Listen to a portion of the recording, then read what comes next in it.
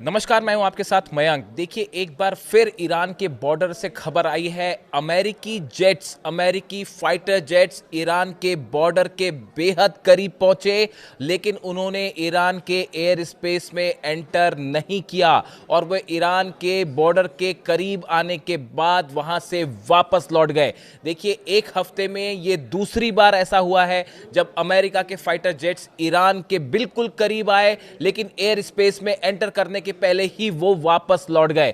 देखिए, करीब 5-6 दिन पहले की खबर है, जिसमें ये कहा गया कि डोनाल्ड ट्रंप ने ये आदेश दे दिया था। मैंने भी ये वीडियो बनाया था। देखिए, 4-5 दिन पहले की खबर है, जिस तरह से बातें बाहर आई कि अमेरिकी फाइटर जेट्स ईरान पर हमला करने के लिए आगे बढ़ चुके थे, लेकिन एंड टाइम पर जो है डोनाल्ड ट्रंप ने मिशन को कैंसिल कर दिया और फाइटर जेट्स वापस लौट गए। ये करीब 4 से 5 दिन पहले की खबर है। अब एक बार फिर ऐसी खबर आई है, यानी हफ्ते में दूसरी बार ऐसा हुआ है कि अमेरिका के फाइटर जेट्स ईरान के बॉर्डर के बेहद करीब पहुंचे, लेकिन वापस लौट गए।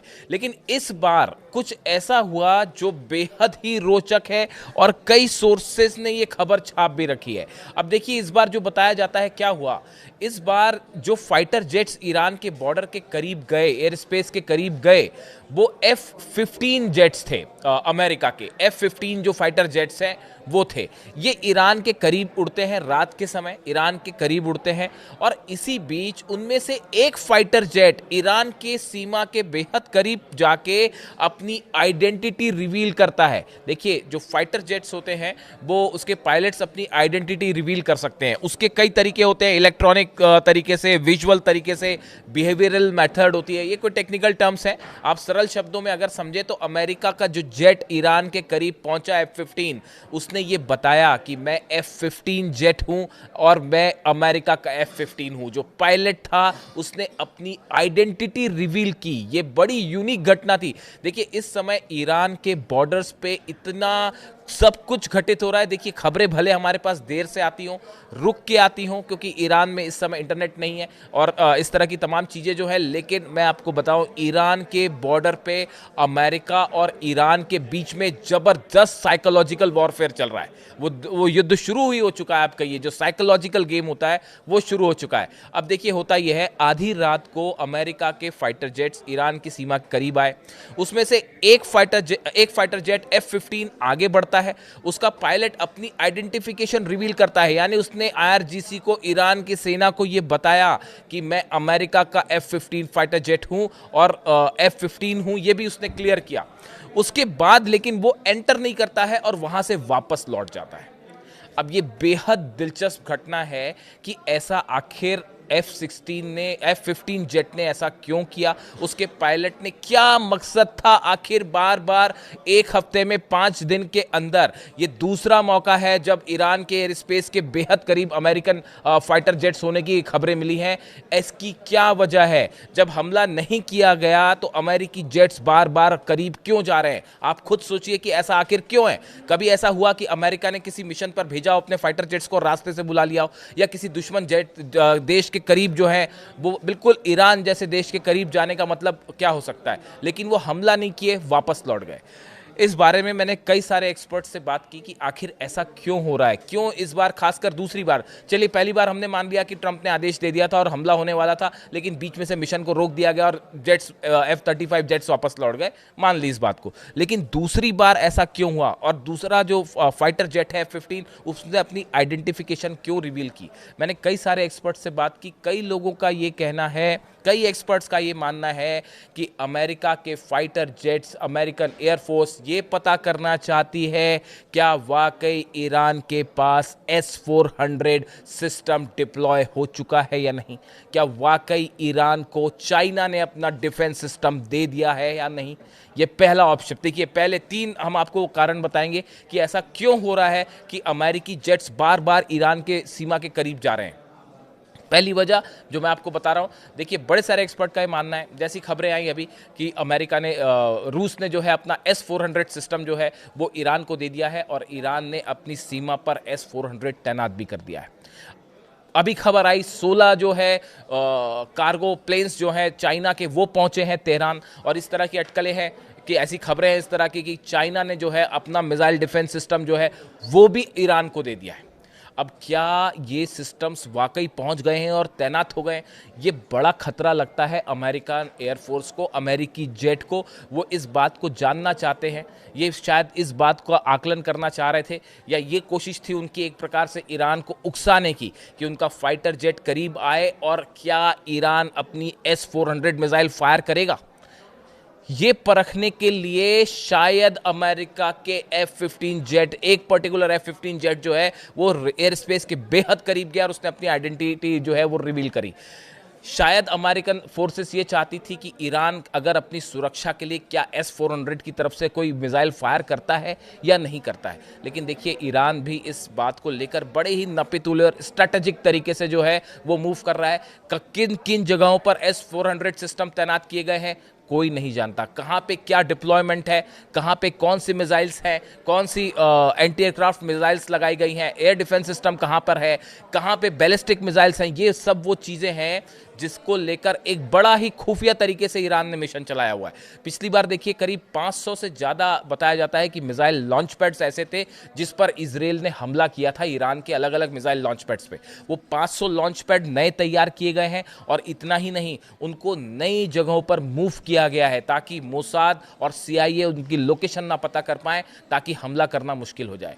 शायद इसका अंदाज लगाने के लिए ही अमेरिकन जो जेट हैं वो बार बार ईरान के बॉर्डर के आसपास मंडरा रहे हैं। शायद उकसाने की एक कार्रवाई भी हो सकती है और ये पता लगाने की कोशिश कि अब वाकई ईरान के पास गलती से भी ईरान को एक S-400 फायर कर दे, और एक मिसाइल फायर करना मतलब ये आपको पता चल जाएगा कि ईरान के पास S-400 सिस्टम है या नहीं, या चाइनीज जो है वो मिसाइल डिफेंस सिस्टम है या नहीं। अगर एक भी मिसाइल ईरान ने फायर की, इसका मतलब एक कंफर्मेशन आ जाएगा कि हाँ वो सिस्टम पहुंच गया। उसके बाद अगर ऐसा है तो फिर अमेरिकन हमले की रणनीति पूरी तरह से बदल जाएगी।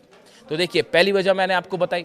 दूसरी वजह आप देखिए जो बड़ी वजह है, अगर मान लीजिए ईरान के पास S-400 है और चाइनीज डिफेंस सिस्टम भी दे दिया है चाइना ने, जितने सारे कार्गो पहुंचे उसके बाद, अगर एक भी प्लेन अमेरिका का F-35 जेट या F-16 जेट, एक भी प्लेन अगर ईरान ने गिरा दिया S-400, तो ये अमेरिका की बड़ी ज़बरदस्त बेइज्जती हो जाएगी इंटरनेशनल, खास तौर पर जो आर्म्स ग्रुप होता है उसमें और एविएशन सेक्टर में। देखिए अगर अमेरिका का जो F-35 जेट है, पिछली बार देखिए जो हमले हुए, हालांकि B-2 बॉम्बर्स से थे, लेकिन इजराइल भी जो है वो F-35 का इस्तेमाल कर रहा है।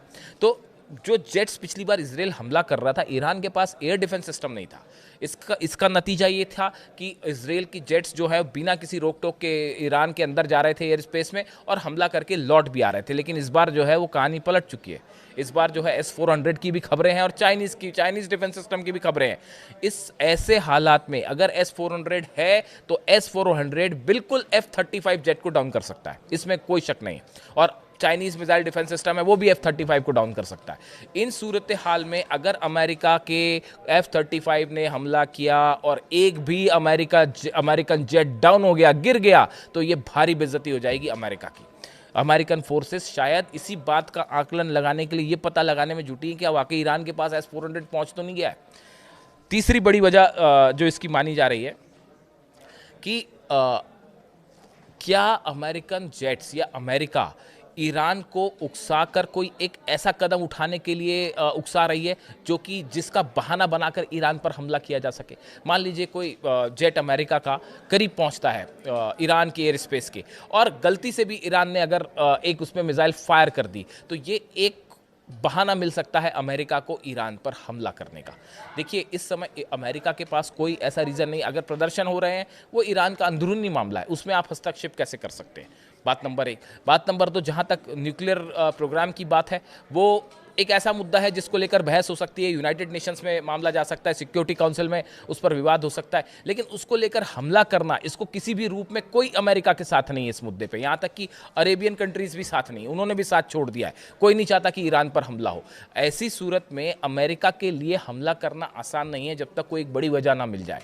तो क्या ये उकसाने की कार्रवाई हो रही है? देखिए ये 2-3 ऐसी बड़ी वजह हैं जिसको लेकर ये अनुमान लग रहे हैं आखिर बार बार अमेरिकी जेट क्यों जाते हैं ईरान के करीब और वापस लौट आते हैं। एक तो ये बात है ही कि ईरान के एयर स्पेस में एंटर करना किसी खतरे से खाली नहीं है, जिस मूड में ईरान है इस बार। और देखिए वो नई तस्वीरें आई, मैंने आपको पिछले वीडियो में बताया, जो ईरान ने कल रात को जो है मिसाइल्स निकाली अपनी 500-600 मिसाइल सड़कों पर जो है वो बॉर्डर के लिए रवाना हो रही थी, अलग अलग शहरों के लिए रवाना हुई थी। उसके बाद ईरान के मिसाइल वाले इरादे पे तो किसी को शक नहीं होना चाहिए, और अमेरिका को तो बिल्कुल नहीं है। वो 12 दिन में की जंग में जो इसराइल का हाल हुआ उसके बाद तो बिल्कुल किसी को शक नहीं है।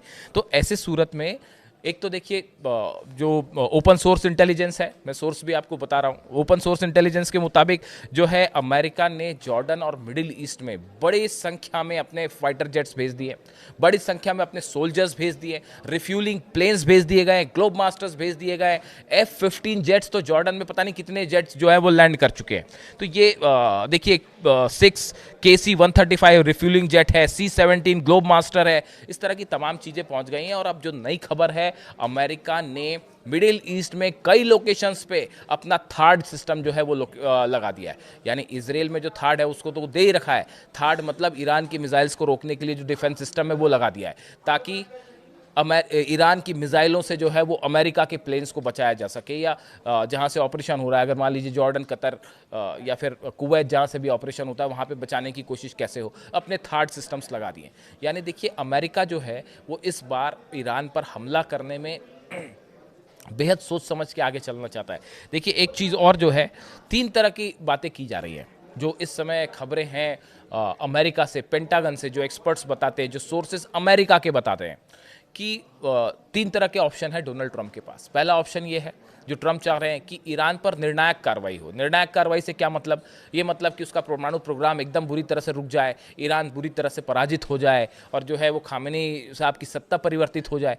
तो अब ऐसा ऑपरेशन तो होने से रहा, ये तो अगर होना होता तो वो कर चुके होते अब तक।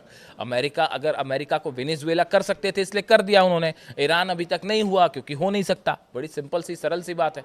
इराक में वेपन्स ऑफ मास डिस्ट्रक्शन नहीं थे इसलिए हमला हो गया, वेपन्स ऑफ मास डिस्ट्रक्शन होते तो हमला ही नहीं होता, एज सिंपल एज दिस। तो ईरान पर, वेनेजुएला तो है नहीं ईरान पर, तो ये तीनों चीज़ें, ट्रंप एक निर्णायक कार्रवाई चाहते हैं, वो एक्सपर्ट्स बताते हैं कि ये आसान नहीं है, ये करना, इसके लिए एक बड़ा वॉर होगा जो आसान नहीं होगा। बात नंबर 1। बात नंबर 2, ट्रंप के एडमिनिस्ट्रेशन के जो एडवाइजर्स हैं वो उन्हें एडवाइस कर रहे हैं कि भाई आप IRGC के ठिकानों पर हमला कीजिए, एक ऑल आउट वॉर मत करिए।